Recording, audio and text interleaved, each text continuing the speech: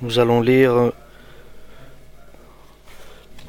le chapitre 9, l'épître aux Romains, chapitre 9 du Nouveau Testament, verset 1. Ce que je vais dire, c'est la vérité, est la vérité. Je ne mens pas, car j'appartiens au Christ. Ma conscience, guidée par le Saint-Esprit, témoigne que je dis vrai.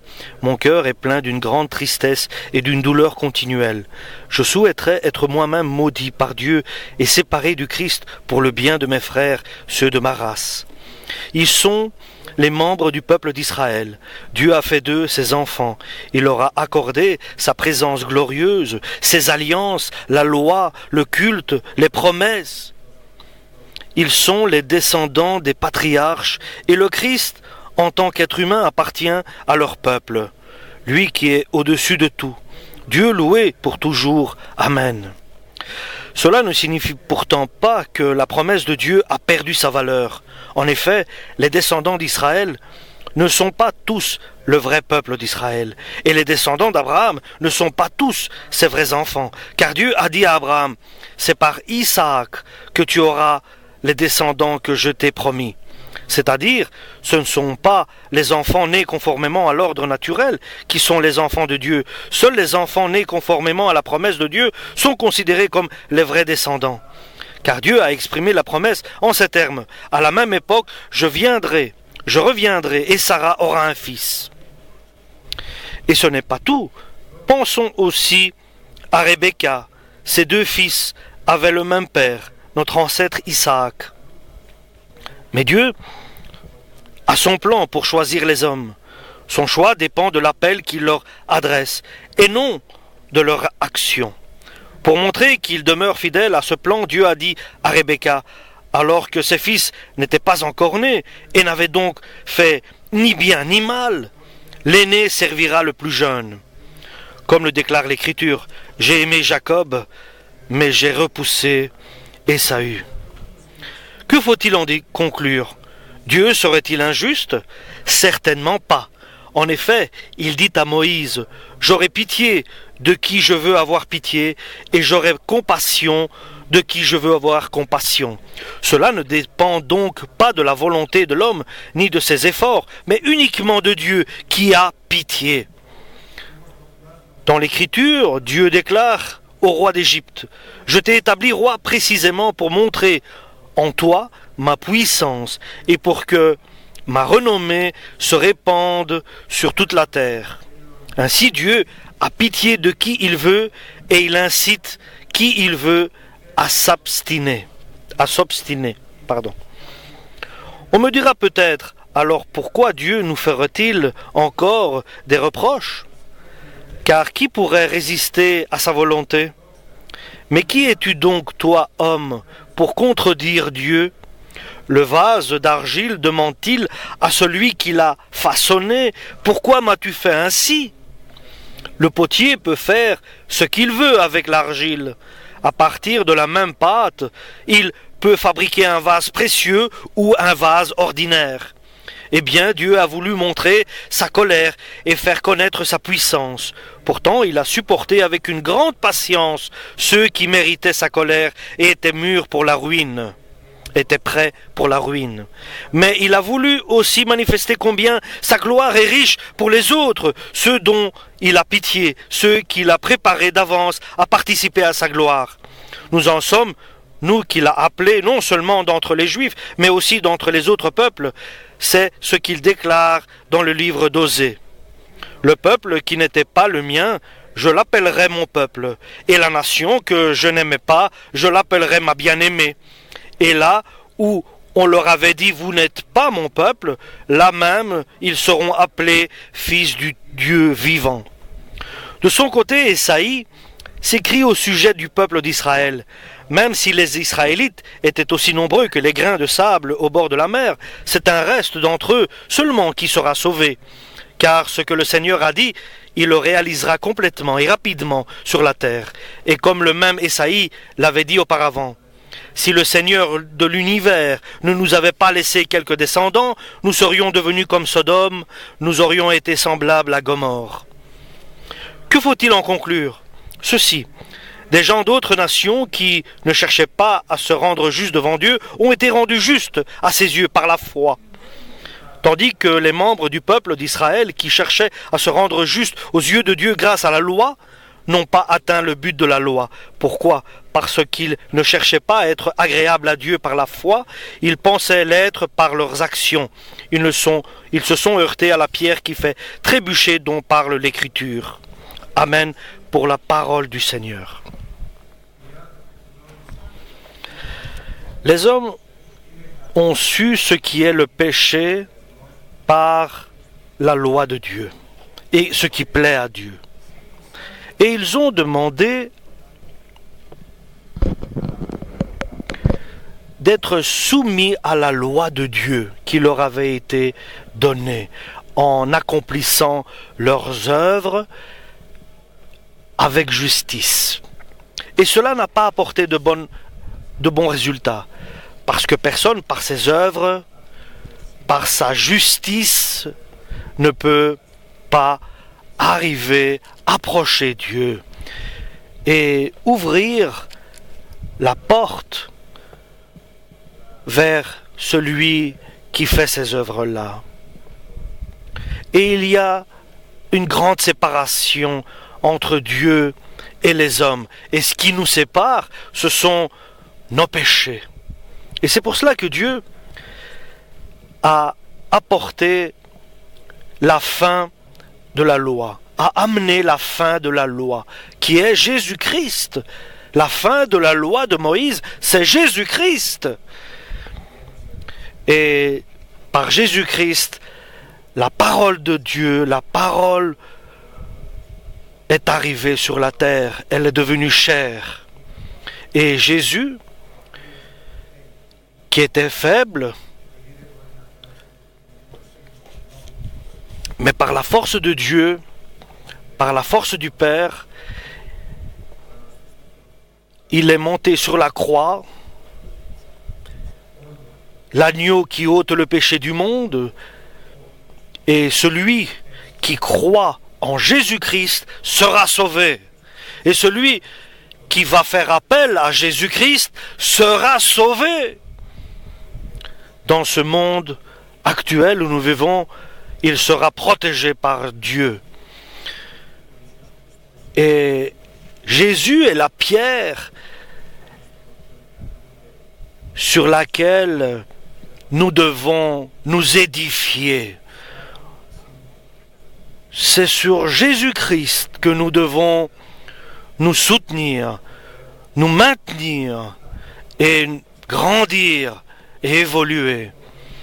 Mais si tu construis avec ce qui est facile à faire, sans Jésus-Christ, sans mettre Jésus-Christ comme les bases de ta construction, comme les fondements de ta construction, mais tu utilises du bois et du matériel, des matériaux qui ne sont pas précieux, tu perdras,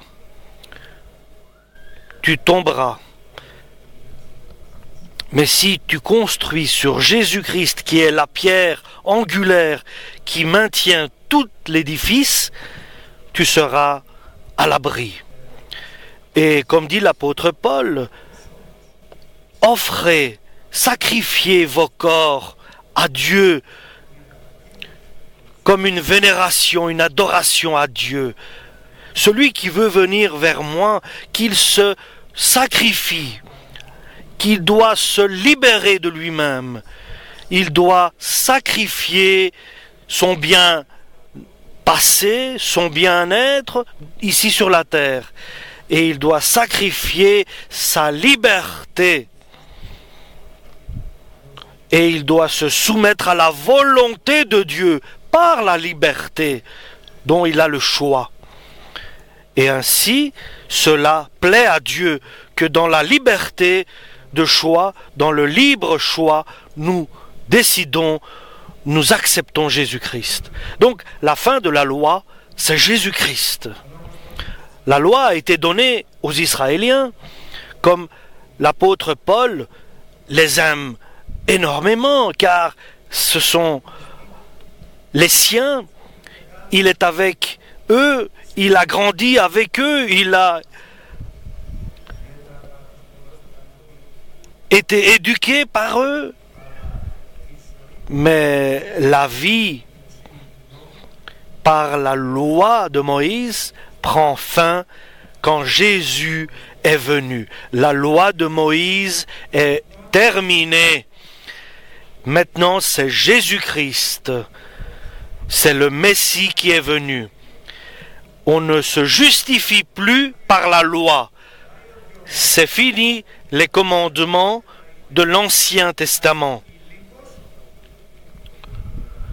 Et nous sommes devenus des brebis du pasteur Jésus-Christ. Et comme l'apôtre Paul a été transformé, métamorphosé en quelqu'un de chrétien, parce que nous savons la vie de Saül, qui se faisait appeler ainsi avant d'être appelé Paul, il chassait les chrétiens, il les enfermait en prison, car il avait reçu l'autorisation des autorités de Jérusalem. Mais Dieu l'a transformé par Jésus-Christ. Et nous ne pouvons pas imaginer comment Dieu peut nous transformer aussi. Tu peux croire en Dieu qui peut te transformer en attendant, en patientant. Alléluia! Puisque Dieu m'a amené dans son Église, il m'a ouvert l'esprit, il m'a ouvert le cœur, et il me donne sa parole. Il aime ma présence. Il a de bonnes résolutions pour moi. Il a de bonnes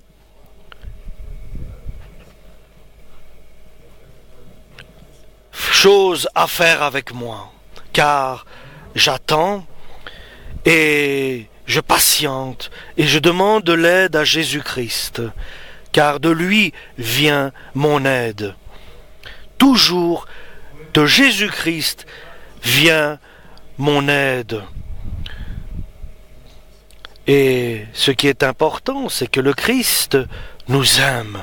Ça, c'est le plus important, chers frères et sœurs. Dieu nous aime. Cela veut tout dire. Et il nous aime avec justice, car il nous a connus dès le commencement de la fondation de la terre. Et sans être conscient de ce que je faisais, je le faisais, dit l'apôtre Paul, j'étais pas informé, j'étais ignorant et je faisais des choses qui n'étaient pas justes. Mais l'apôtre Paul dit: j'aime les Israéliens car Dieu les a bénis. Et ils étaient des enfants de Dieu, ils sont des enfants de Dieu. Il y avait l'alliance, la promesse, tout pour les Israéliens, les enfants de Dieu. Et par le peuple d'Israël, Jésus-Christ le Messie est né.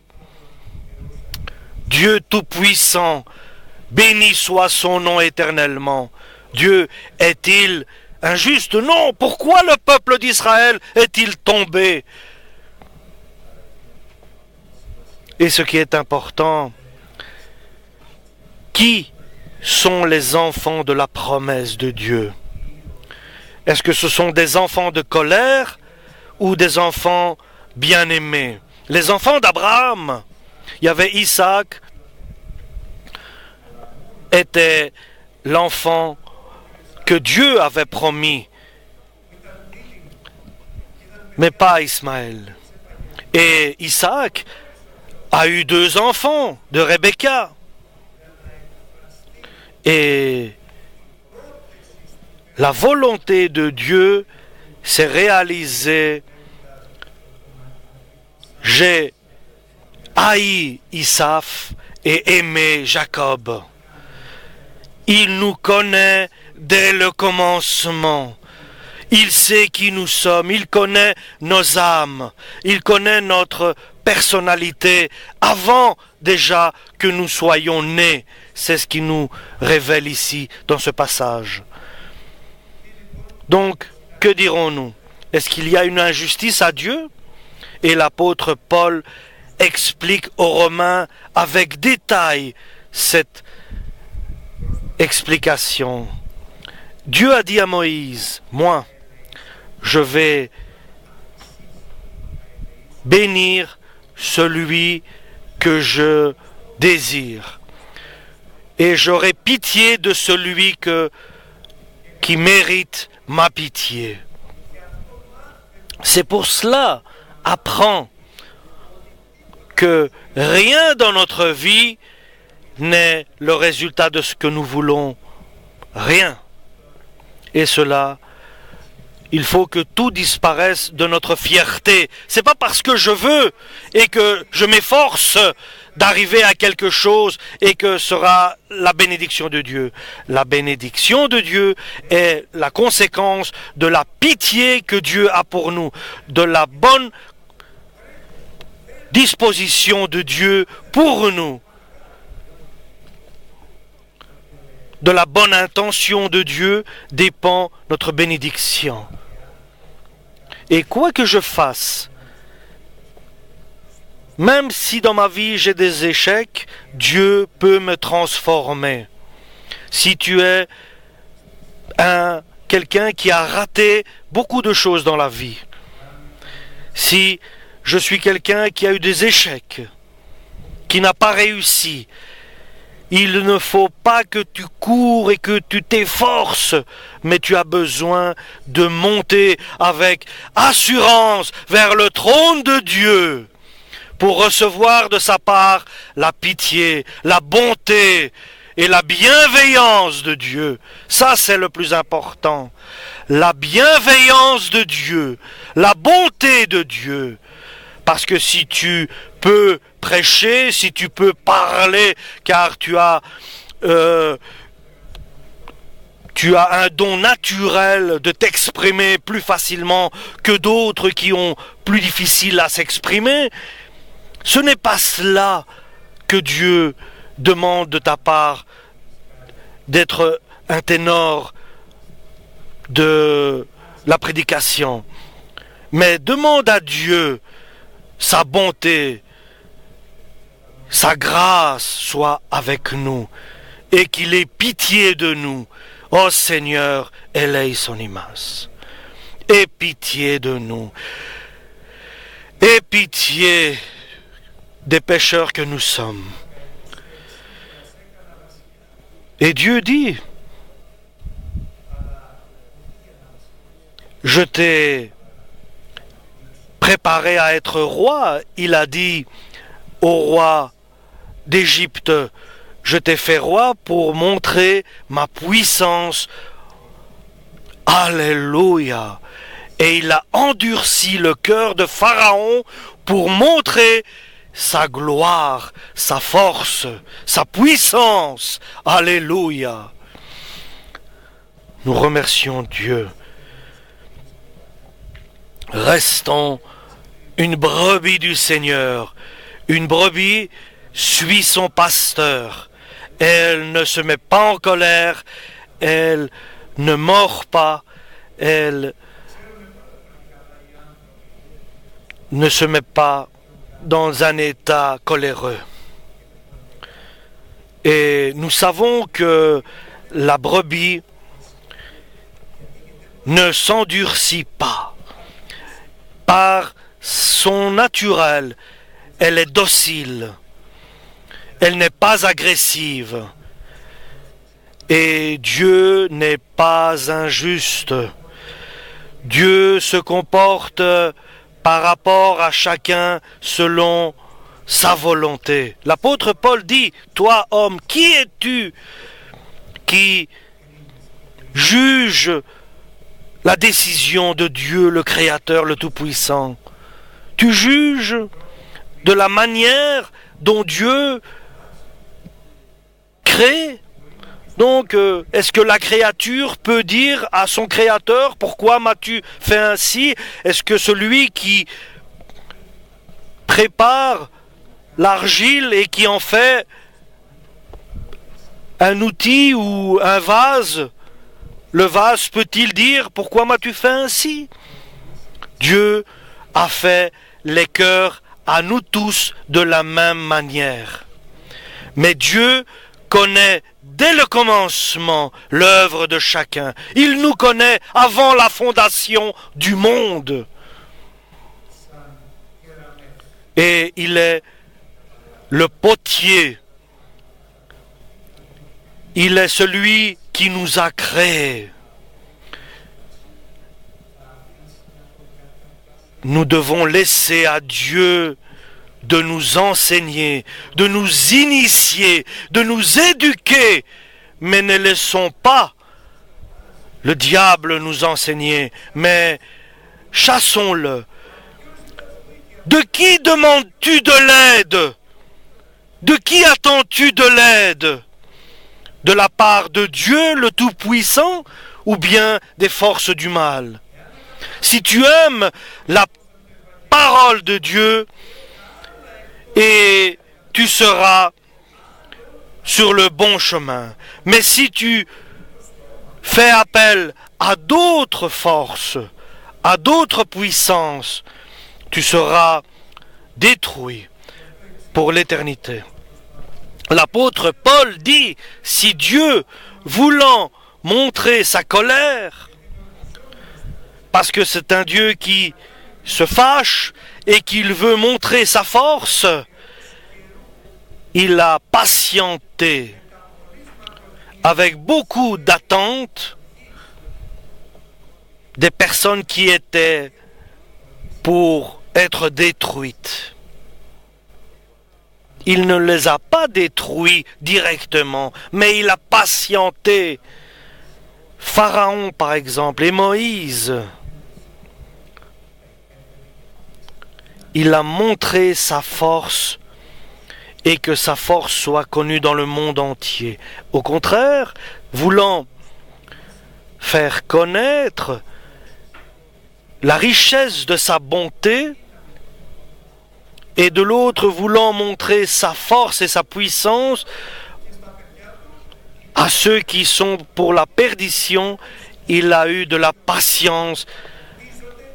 Dans cette patience, il donne l'occasion à ceux qui ont le choix de décider le bon ou le mal, le bien ou le mal. Dieu a la bienveillance pour chacun. Et pour nous qui sommes aujourd'hui ici, Dieu nous a préparés pour nous amener à le vénérer, à l'adorer et à demander sa bonté, sa grâce, qu'il nous pardonne. Alléluia. Ça, c'est le message que aujourd'hui Dieu nous a préparé pour sa gloire. Est-ce que tu le crois? C'est écrit. C'est écrit. Il patiente pour montrer sa force et sa puissance.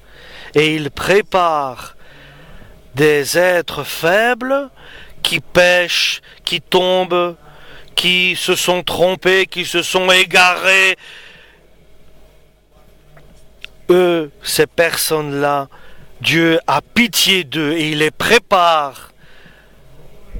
Et il les prépare pour montrer sa gloire à eux. Et sa gloire, il va la montrer ici sur la terre et dans les cieux. Imaginez, dans peu de temps, lorsqu'il viendra chercher les fidèles, son Église, ceux qui sont les vrais fidèles de Dieu, là dans les cieux, il va nous montrer sa gloire.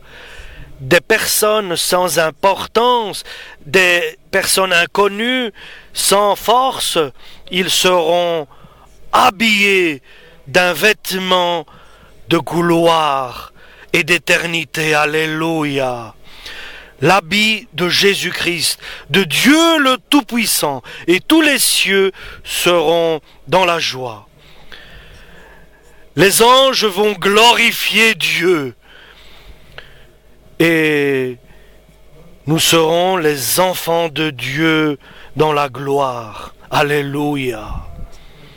Et maintenant, il nous prépare pour sa gloire.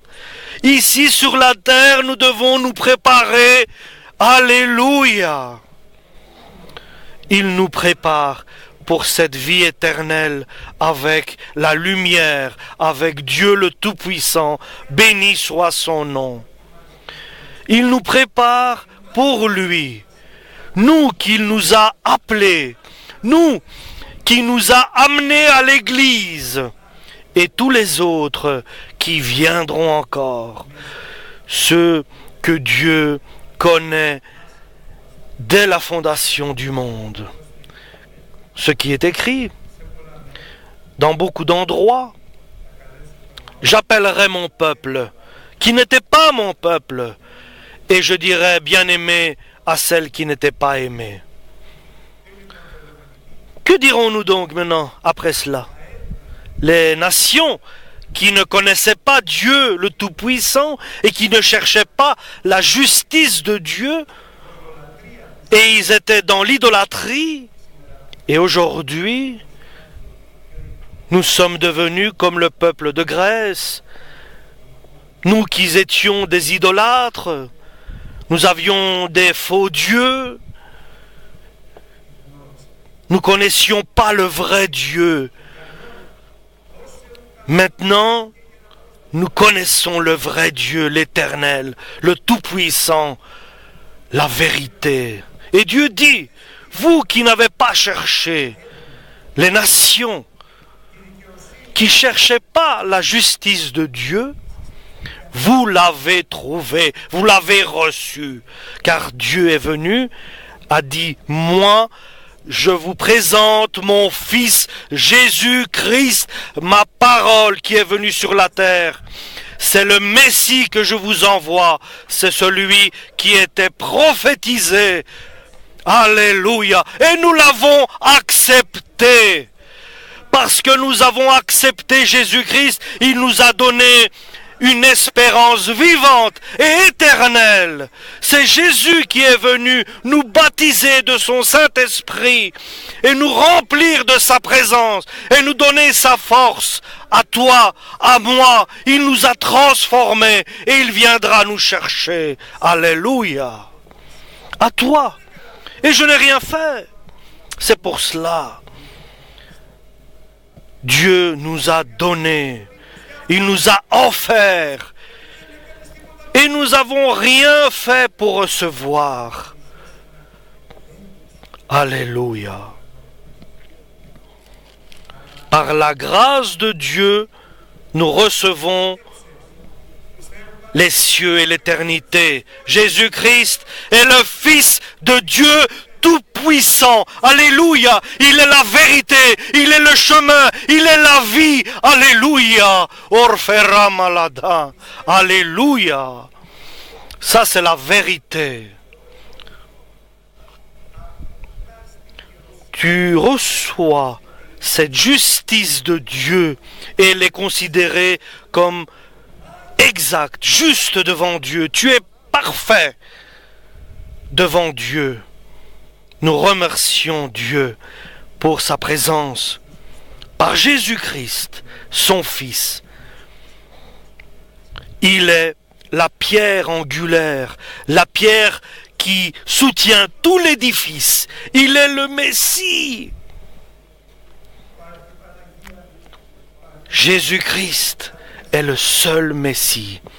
Personne d'autre n'est le Messie. Ni la mère de Jésus, ni les apôtres, personne. Il est le seul.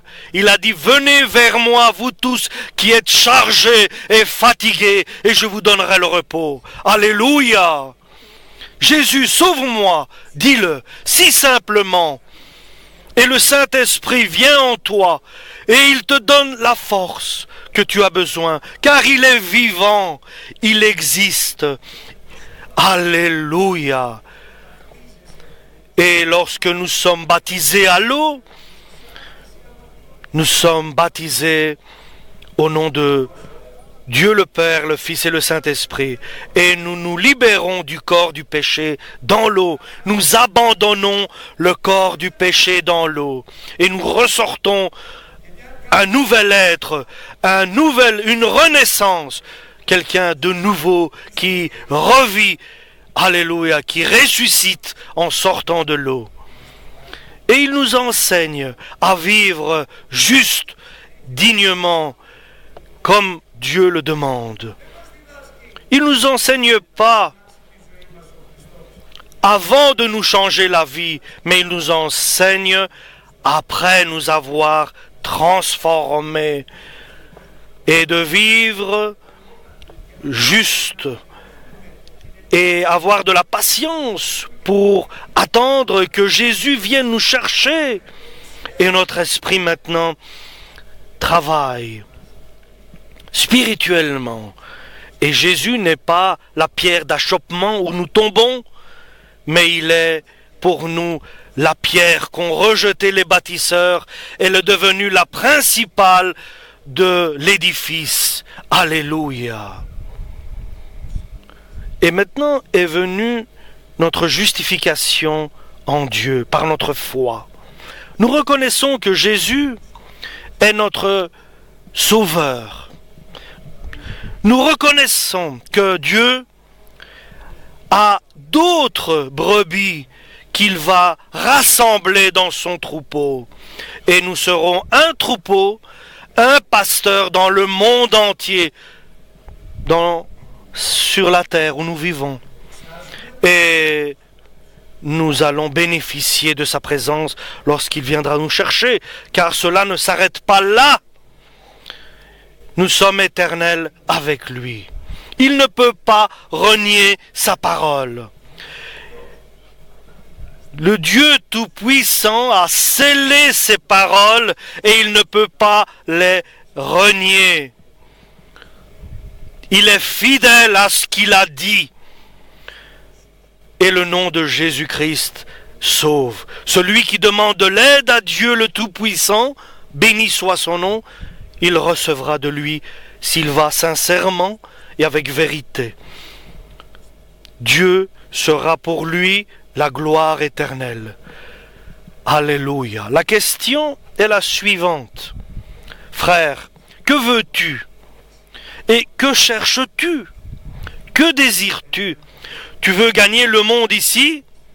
Tu perdras ton âme dans l'enfer.